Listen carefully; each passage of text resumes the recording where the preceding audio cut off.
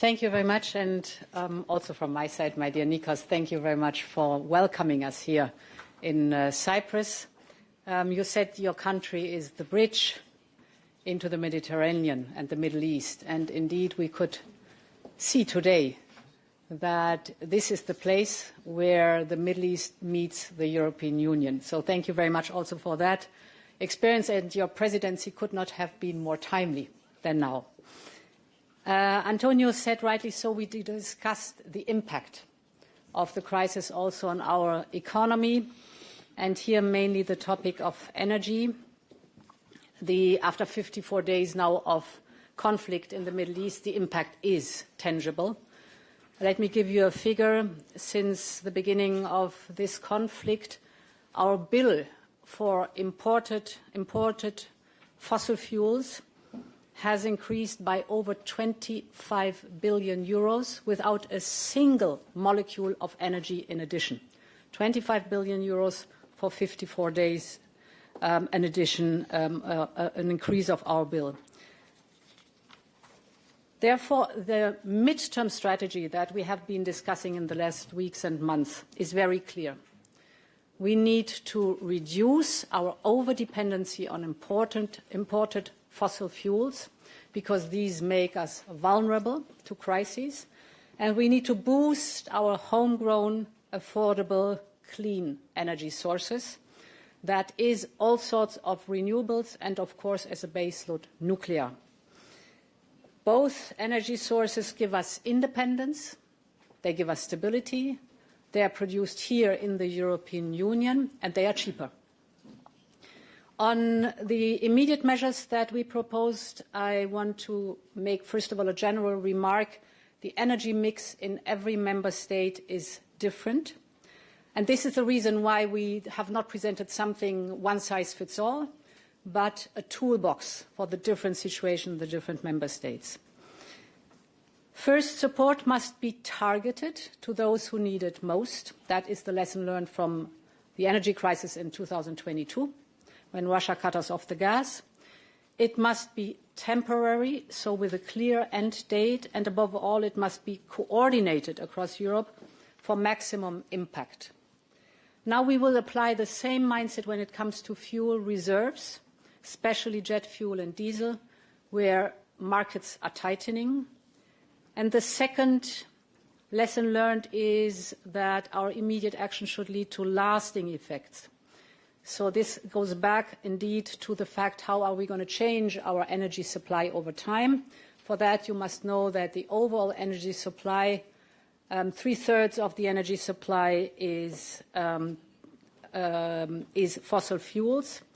Electricity represents 25% of the energy supply, 1/4 of our final energy consumption. These 25% is lower than it is the case, for example, in the United States or in China.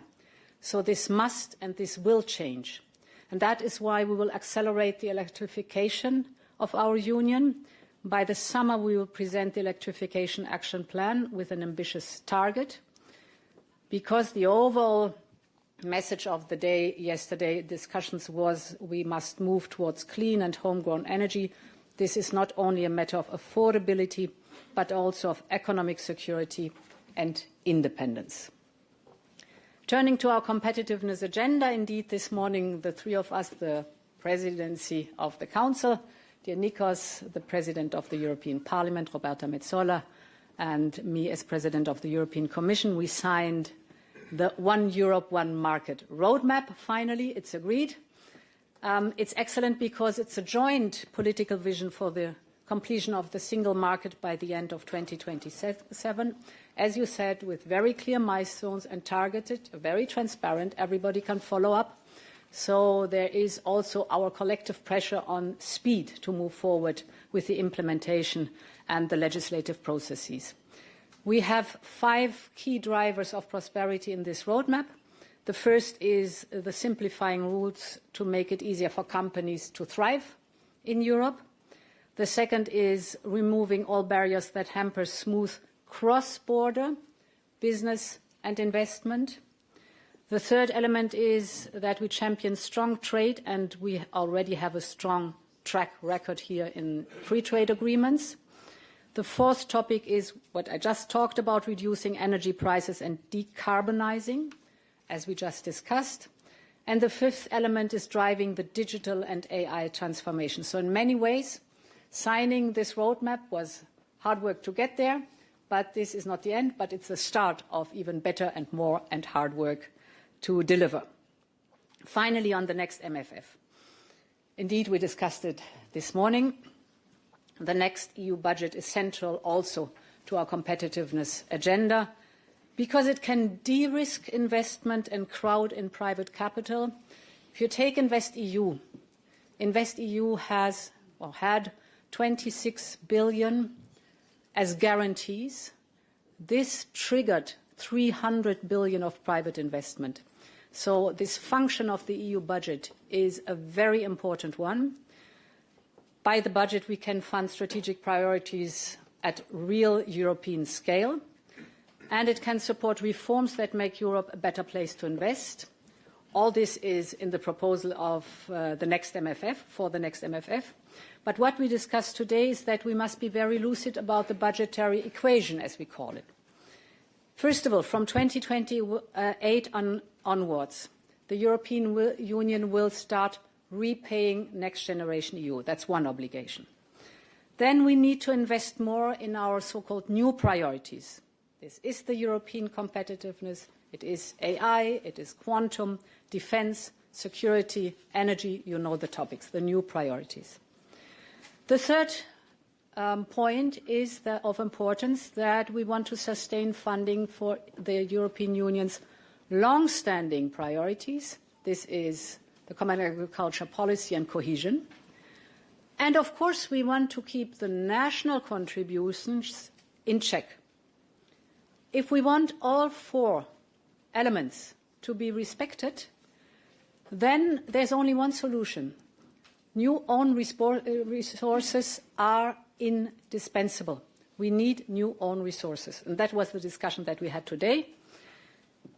I presented the different elements of the package of the new own resources. Without them, the choice is stark. It's either higher national contributions or it's lower spending capacity. That's the only options that are out there. In other words, lower spending capacities would mean less Europe exactly when more Europe is needed. So this is why the Commission proposed a comprehensive package of new own resources, a package that is diversified, linked to the Union policies, capable of generating stable revenues over time.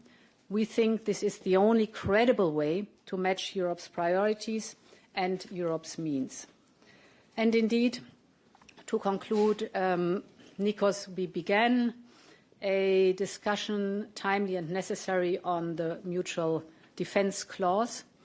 The treaty is very clear about the what, and it's very strong that there is an obligation of for other member states to support the one who is in need.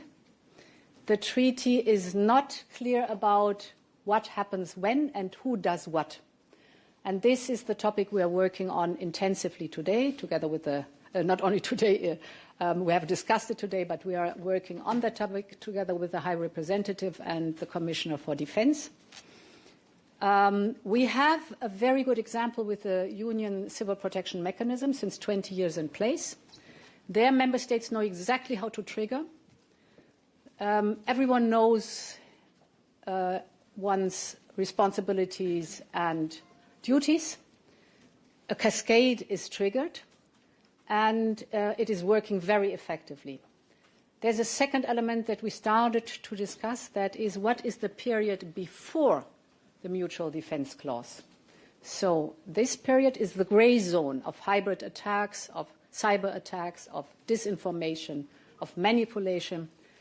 And this is a very important period because this has to create the awareness with the member states that something is developing.